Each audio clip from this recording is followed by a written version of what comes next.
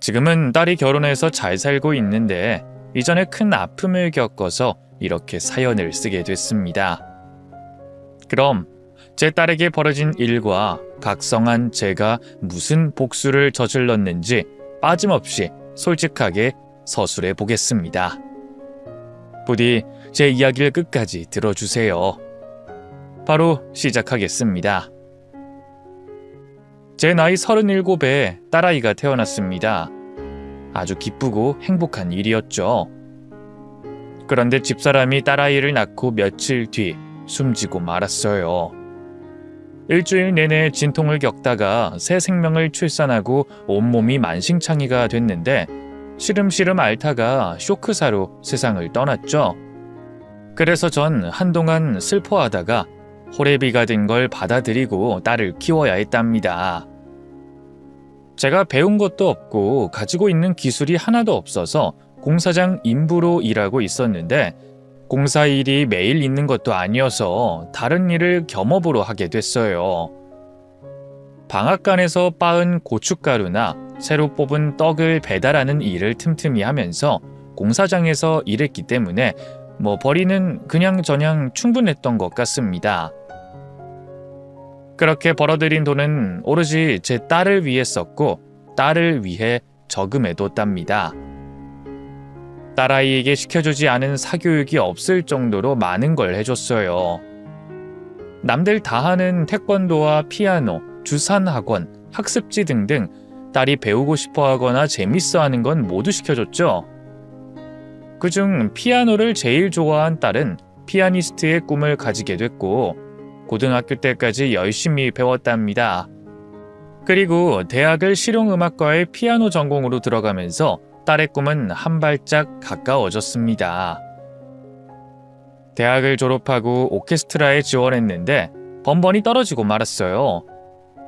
오케스트라에는 기본적으로 유학을 다녀온 사람들이 자리를 차지하고 있었죠. 아무래도 제가 딸을 유학을 보내주지 못해 꿈을 이루지 못하는 것 같아 미안한 마음이었습니다.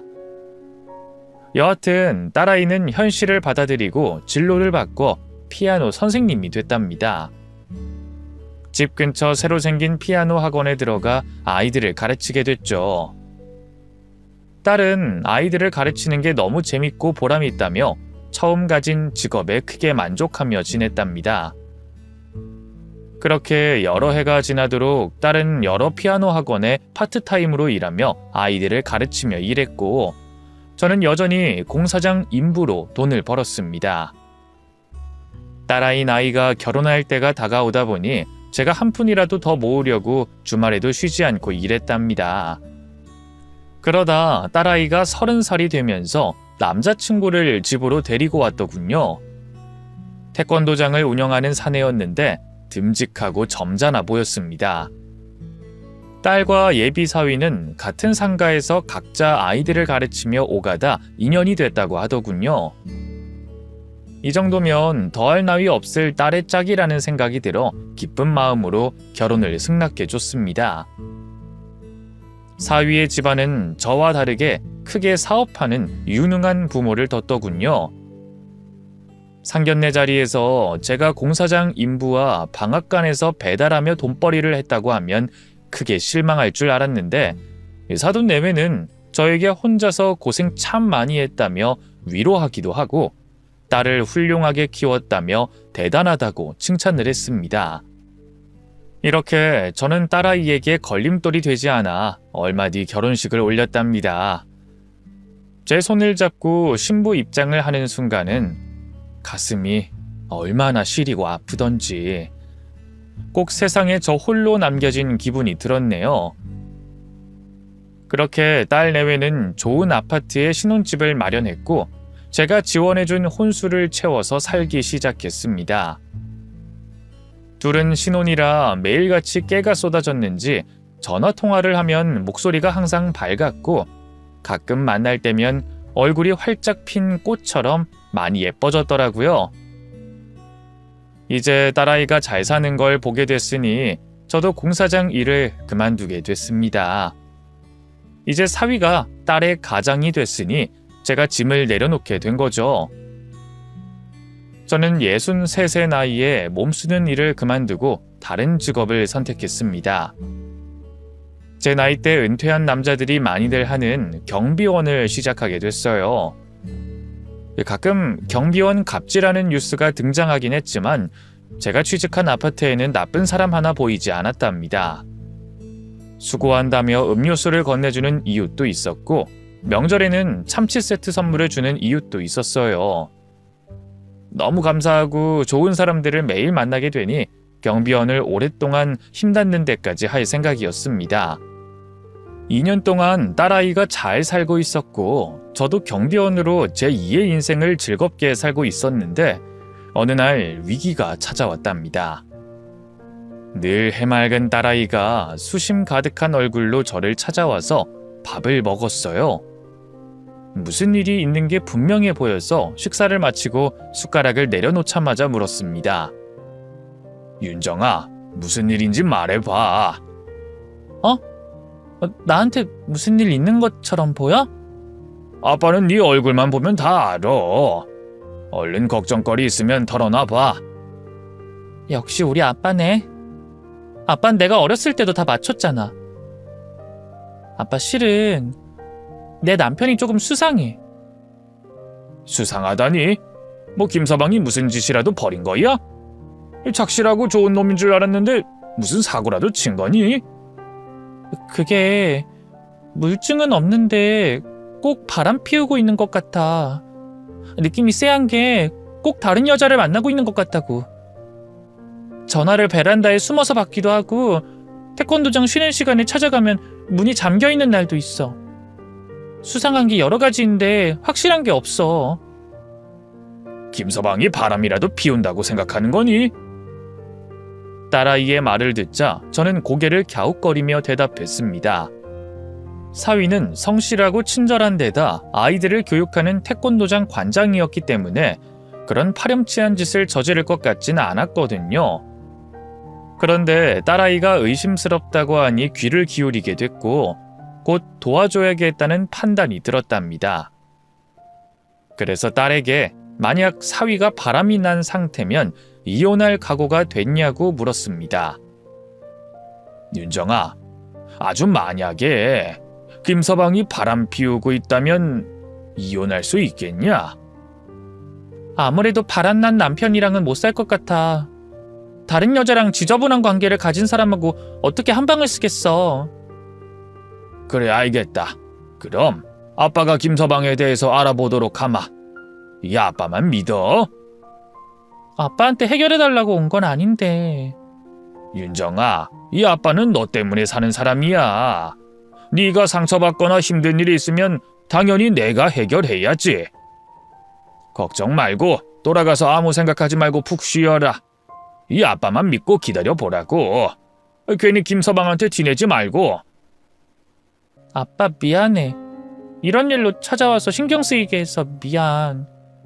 괜찮아. 아빠는 아빠니까. 괜찮아. 저는 그렇게 대답하고 딸의 일을 해결할 계획을 세웠습니다.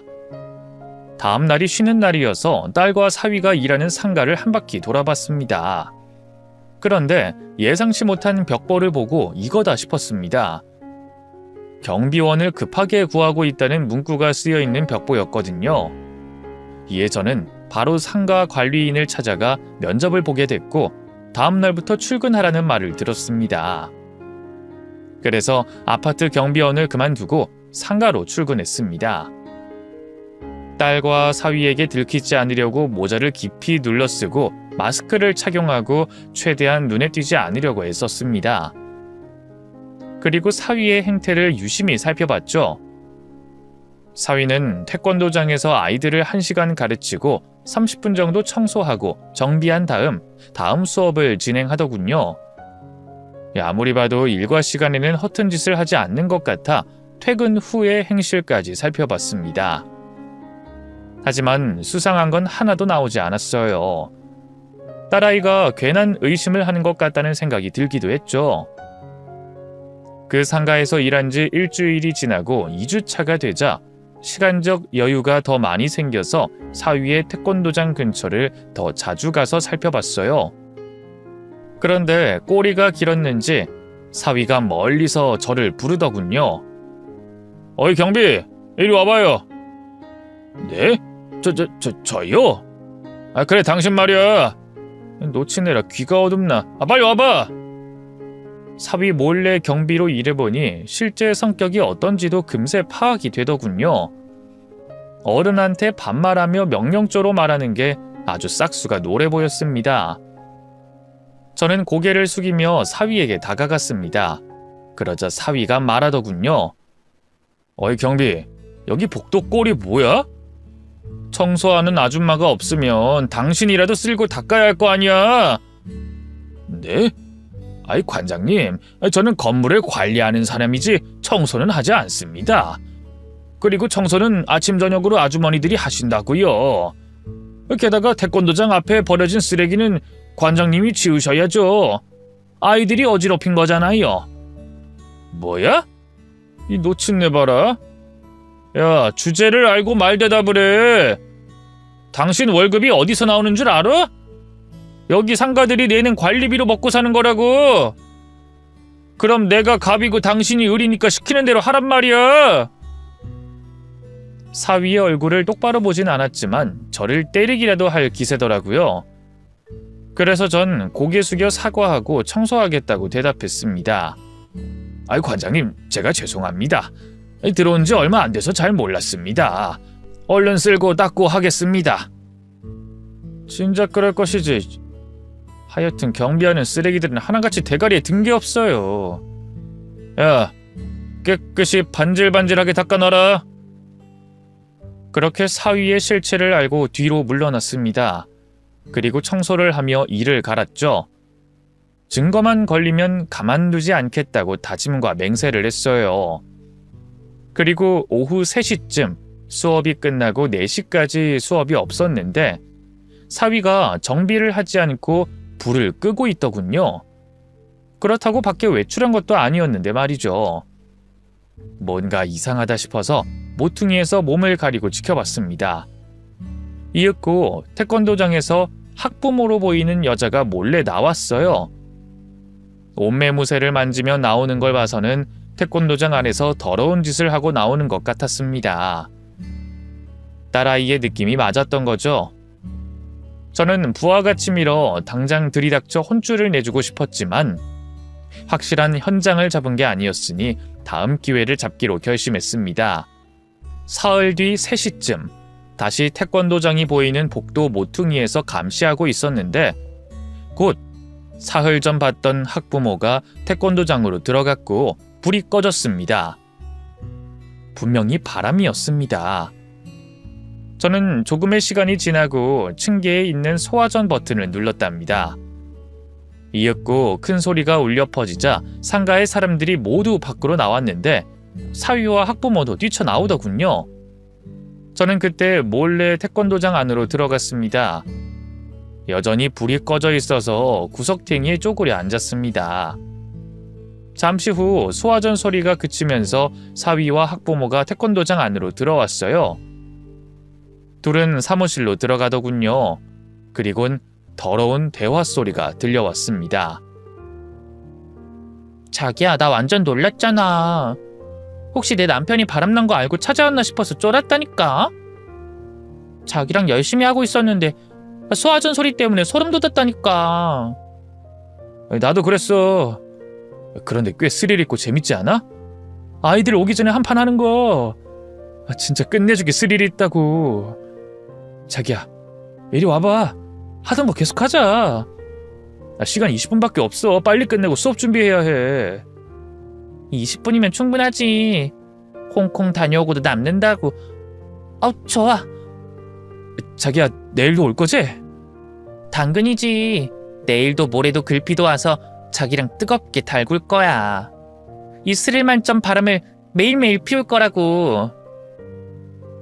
그렇게 두 사람은 입에 담을 수 없는 소리를 하며 태권도장 사무실에서 바람을 뜨겁게 피우더군요. 저는 놀라긴 했지만 확실한 증거를 잡으려고 카메라를 켜고 몰래 촬영했습니다. 손이 떨리는 걸 억지로 붙잡으며 사위와 상간녀의 얼굴이 잘 보이도록 찍었습니다. 이게 나중에 엄청난 파장을 일으킬 걸 모르는 두 사람은 아무것도 모르고 쾌락을 즐기고 있었네요. 10분 동안 촬영하고 태권도장을 몰래 나왔고 경비실에 가서 영상을 여러 번 확인해봤습니다. 사위와 불륜녀의 얼굴이 제대로 찍혔는지 둘러봤는데 아주 확실하게 찍혔더라고요. 저는 다음 날까지 참았다가 경비실 앞을 지나가는 사위를 발견하고 말을 걸었습니다. 제가 모자와 마스크를 쓰고 있어서 누군지 알아보지 못하더군요. 저기요, 이 태권도장 총각, 빨리 경비실로 와봐요. 뭐? 이 노친네가 돌았나? 지금 당신 나한테 하는 소리야? 이게 어디서 오라가라야? 아이, 죄송합니다. 그런데 누가 관장님한테 선물을 맡기고 갔어요. 얼른 받아가세요. 선물? 당신이 도장으로 들고 오면 될 거 아니야? 아이, 죄송합니다. 이 선물이 너무 무거워서요. 이 노인네가 힘이 없어서 죄송하게 됐습니다. 아이씨, 알았어. 앞장서봐. 그러자 사위는 의심을 거두고 저를 따라 경비실로 들어왔습니다. 사위는 경비실 안에 있던 사돈 내외와 제 딸을 보고 놀라더군요. 엄마, 아버지, 여보, 다들 여기서 뭐 하는 거야? 세 사람은 무표정한 얼굴로 서 있었습니다. 그래서 제가 모자와 마스크를 벗으며 사위에게 얼굴을 보였어요. 김서방, 나야. 자네 아주 더러운 짓을 하고 다녔더구만. 학부모랑 바람 피웠지? 장인어른?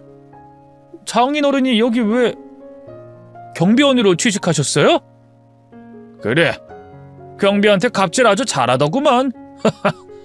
내가 자네한테 바짝 졸아서 굽실거렸지.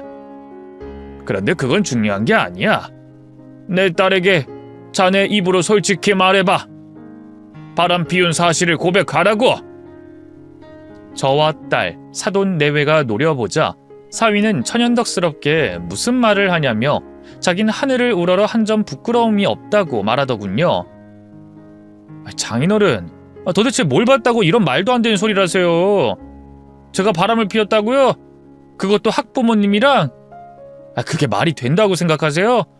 장인어른, 아무리 어른이어도 저를 그따위 파렴치한으로 만드는 건 못 참습니다. 전 아이들 가르치는 교육자라고요. 그래?